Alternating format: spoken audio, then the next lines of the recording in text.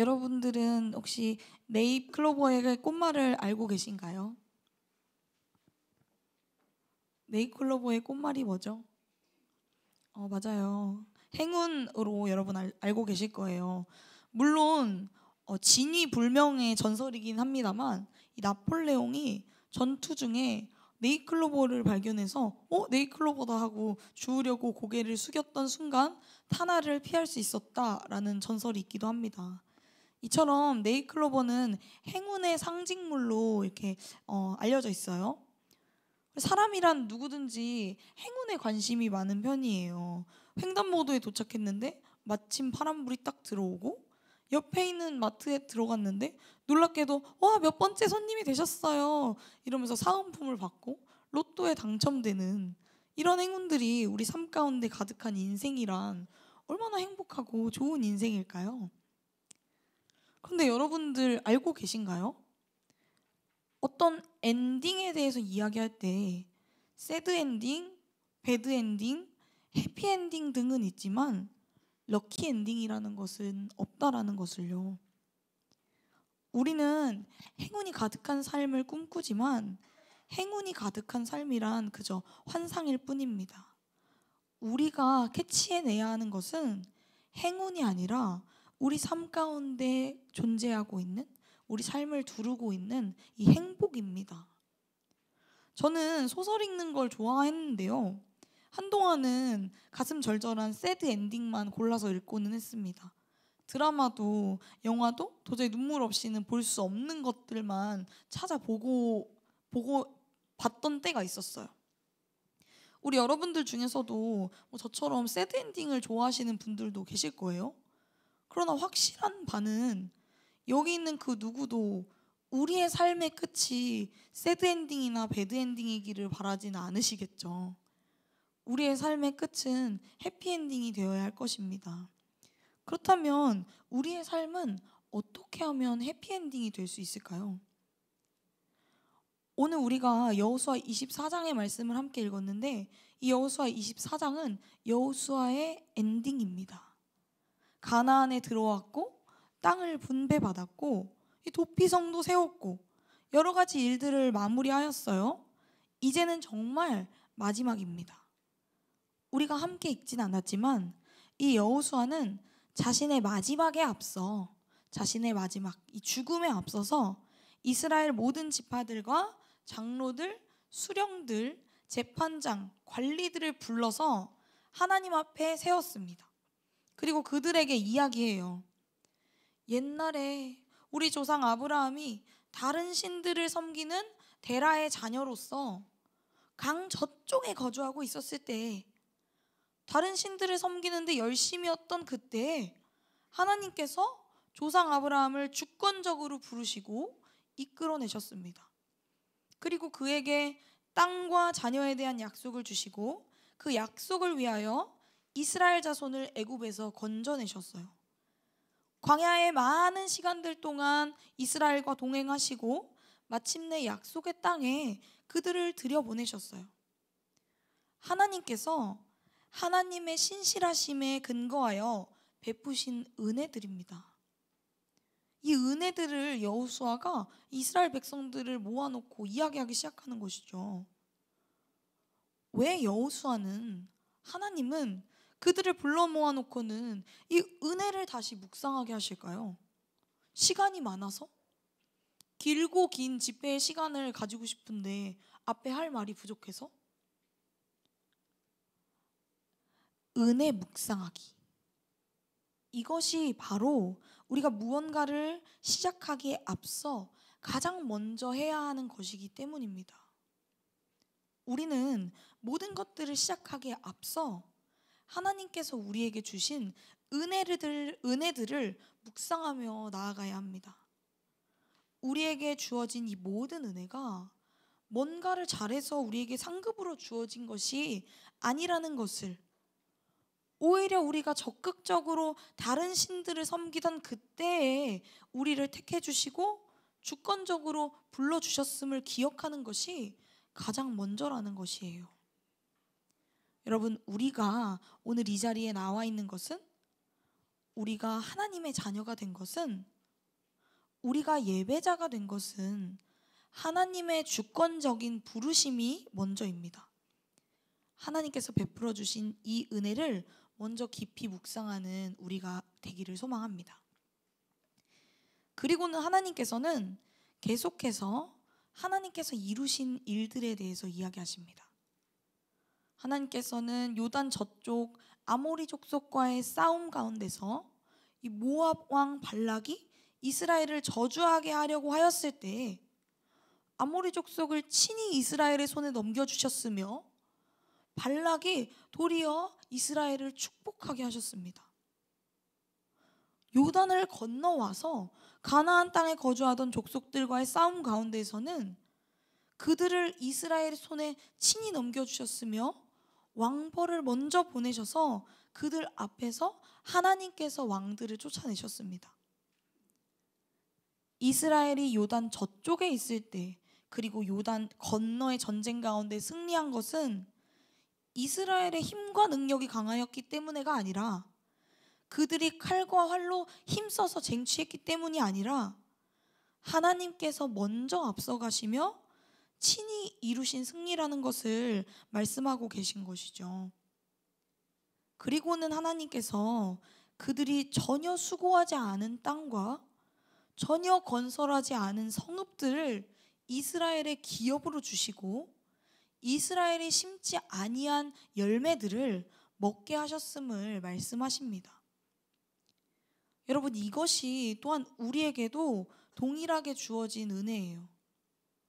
만군의 하나님께서는 여전히 우리의 앞서서 나아가고 계시며 우리의 대적들을 우리의 손에 붙이실 준비를 하고 계십니다. 우리를 저주하려고 도모하는 자들이 있다면 도리어 그들로부터 우리를 축복하는 것이 흘러넘치게 하실 것이고, 주님의 강하신 팔로 앞서시며 우리 앞에 버티고 강하게 선 것들을 쫓아내시고, 우리가 가꾸고 일구어내지도 않았는데 주님께서 그것을 넘어서 자신께서 친히 준비해 두신 상급들과 열매를 먹고 마시게 하실 것입니다. 그리고 이제 드디어 이 본론이에요. 14절 말씀입니다. 그러므로 이제는 여호와를 경외하며 온전함과 진실함으로 그를 섬기라. 그러므로 여러분, 여호와를 경외하며 온전함과 진실함으로 그분을 섬깁시다. 하나님께서 하신 일들을 기억하였습니까? 보았습니까? 그렇다면 여러분, 이제는 여호와를 경외하며 온전함과 진실함으로 우리 주 하나님을 섬기시기를 바랍니다. 여러분의 삶을 돌아보세요. 우리에게 베풀어 주신 그 주권적인 구원의 은혜와 그동안 우리가 걸어왔던 모든 걸음 가운데 베풀어 주셨던 은혜, 미리 준비하신 모든 것들을 우리가 하지 않았는데도 쏟아 부어 주시는 주님의 크신 은혜를 기억하세요. 그렇다면 우리가 여호와를 온전함과 진실함으로 섬기기 위해서 해야 할 것에는 무엇이 있을까요? 너희의 조상들이 강 저쪽과 애굽에서 섬기던 신들을 치워버리고 여호와만 섬기라. 우리가 여호와를 온전함과 진실함으로 섬기기 위해서는 섬기던 신들을 치워버려야 합니다. 우리 삶에 섬기던 신들에는 무엇이 있나요? 나는 섬기던 신 없는데? 난 뭐 하나님만 믿었는데? 여러분, 그러나 우리가 하나님보다 중요히 여겼거나 사랑한 것이 있었다면 그 모든 것이 다 우리가 섬기던 신입니다. 내가 하나님보다, 예배보다 공부를 중요하게 여겼나요? 학원의 보충을 조금 더 소중하게 여겼나요? 예배는 매주 있고 학원 보충은 이번에만 있으니까. 그렇다면 그것이 바로 여러분들이 섬기던 신입니다. 내가 친구들과의 약속을, 그리고 나의 만족과 즐거움을 위한 여행을 더 중요하게 여기고 선택하였나요? 그렇다면 그것이 여러분들이 섬기던 신입니다. 우리 철저히 한번 우리 자신들을 돌아보자고요. 그리고 이제는 이전에 섬기던 신들을 인지하였더라면 그것들을 치워내기로 결단하는 우리들이 되기를 소망합니다. 이 여호수아는 강압적으로 하나의 선택지만 내밀지 않아요. 너희가 여호와만 섬기든지 그게 뭐 별로 좋게 보이지 않거든 다른 것들을 섬기든지 붙들든지 해보라고 이야기합니다. 만일 좋지 않게 보이거든 너희가 섬길 자를 오늘 택하라. 그러나 오직 나와 내 집은 여호와를 섬기겠노라. 여호수아는 이들에게 은혜에 대하여 하나님께서 행하신 일들에 대하여 이야기하고는 이제 그들에게 무엇이든지 결단하기를 이야기합니다. 주권적인 구원의 은혜를 묵상하였다면 하나님께서 베푸신 놀라운 일들을 여러분들이 경험해 보았다면 그러면 이제 등 떠밀려서가 아니라 너희가 직접 선택하라는 것이죠. 그러나 오직 여호수아와 여호수아의 집은 여호와 하나님만을 섬길 것입니다. 여호수아와 그 가족은 오직 하나님만이 참 하나님이심을 알았기 때문이죠.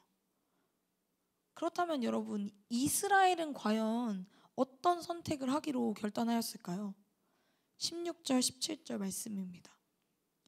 우리가 결단코 여호와를 버리고 다른 신들을 섬기기를 하지 아니하오리니 그러므로 우리도 여호와를 섬기리니 그는 우리 하나님이심이니이다 하니라.